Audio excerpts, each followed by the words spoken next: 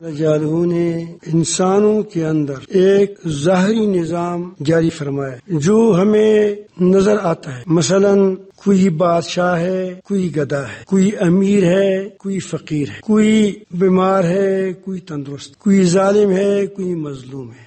یہ ہمیں نظر آ رہا ہے یہ چیزیں. اور ظاہری تدابیر وہ بھی ہمیں نظر آتے ہیں کہ فلاں کوئی پہرا کر رہا ہے، یہ پہرا ظاہری چیز ہے، نظر آ رہا ہے. یا کوئی وسائل اسباب اکٹھا کرتا ہے. یہ ساری تدابیر وغیرہ یہ ظاہری چیزیں. ایک ہے اللہ تعالی کی باطنی نظام، باطنی یعنی اندرونی نظام ہے جو ہماری نظروں سے اوجھل ہے، اور اس کا نظارہ یا اس کا اظہار کبھی کبھی اللہ رب العالمین واقعات کی صورت میں کرتا. پھر آدمی کو پتہ چلتا ہے کہ ایک نظام اور بھی ہے. دیکھو، ایک آدمی ظاہری طور پر کہتے ہیں کہ میں ایسا کروں گا تو میں اتنا اونچا ہو جاؤں گا، میں اتنا دنیا میں مقبول ہو جاؤں گا، یہ ہوگا. یہ ایک اس کا ظاہری ترتیب. اب اللہ رب العالمین جل جلالہ نظام کیا ہے، وہ ایک باطنی نظام ہے. اللہ تعالیٰ اگر اس کو اس نظام میں پنسانا چاہتا ہے جو اس نے خود بنایا ہے تو اس کی بھی ایک صورت ہوتی ہے.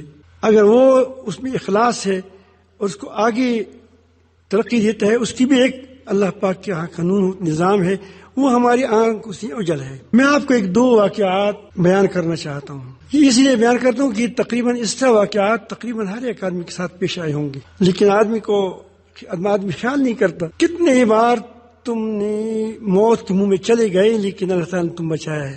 آپ نے زندگی میں ایسے بہت سے تجربے کیے ہوں. وہ کیسے تم بچ گئے، یہ سوال تھا. سمجھ آئی بات؟ وہ کیسے بچ گئے؟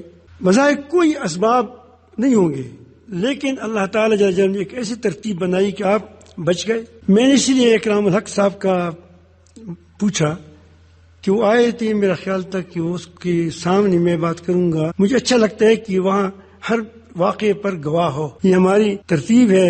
تو کسی واقعے پر کوئی نہ کوئی گواہ ضرور موجود ہوتا، کیونکہ واقعہ تو اس کے پاس اس کے سامنے آیا ہوتا ہے. پہلے یہاں دیکھو، یہاں ایک کنواں ہے آپ کے یہاں درمیان میں. اب دیکھو، یہاں تقریباً اس مجمع کے درمیان ہی ہوگا. اس وقت آپ کی گاڑیاں یہاں تک آتی، یاد ہے؟ یہ جگہ کچی تھی، یہ ساری جگہ کچی تھی. اور یہ برانڈا بنا تھا یا نہیں بنا وہ تو مجھے خیال نہیں آیا، لیکن وہ اکرام الحق صاحب کو پتا ہوگا، شاید تھا اس وقت. لیکن ہمیں اعتکاف میں بہت کم چیز جگہوں کو داخل کر دیا تھا. نہ وہ مسجد کو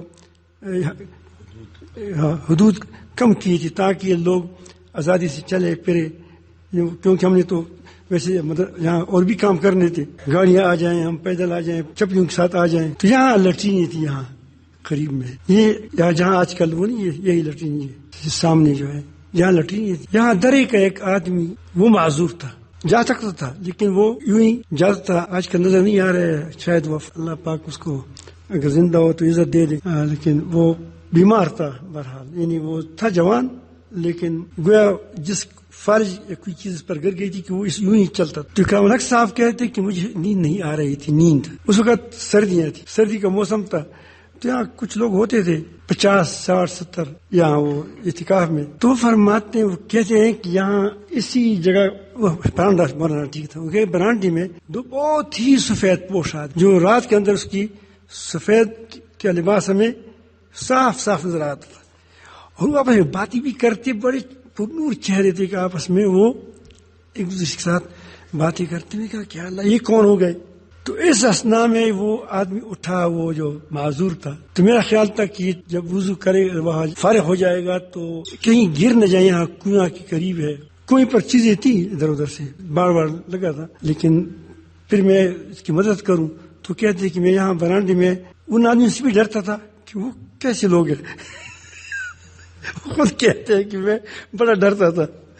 لیکن یہاں وہ آدمی گیا تھا، میں نے کہا کہ چلو اس کی، وہ بڑا مخلص آدمی ہے، ساتھی ہے ہمارا. تو کہتے کہ وہاں سے وہاں کر وہ کوئی ساتھی گر گیا، وہ قریب ہی گر گیا. تو میں نے آدمی کو نہیں دیکھا، لیکن آدمیوں نے اس کو اٹھا کر یہاں رکھا تھا اور اس کو یوں ہی کیا تو دباتے تھے. تو جب میں تمہیں وہ کہتے کہ میں جلدی اس لحاظ کا اندر چپ گیا. اب یہ کون تھے؟ سمجھ آئی بات؟ اب اس کی مدد اللہ تعالیٰ نے کیسی کی اس آدمی کی؟ اب اس کو تو نظر آیا کتنے لوگ ایسے لوگوں کے اللہ پاک مدد آ جاتی ہے اور وہ نظر نہیں آتی. مجھے کبھی کبھی کوئی کہتا ہے کہ یہ کرو وہ کرو، میں کہتا ہوں کہ بس اتنا کرو جتنا حد تک ہمیں کیا ہے اجازت ہے.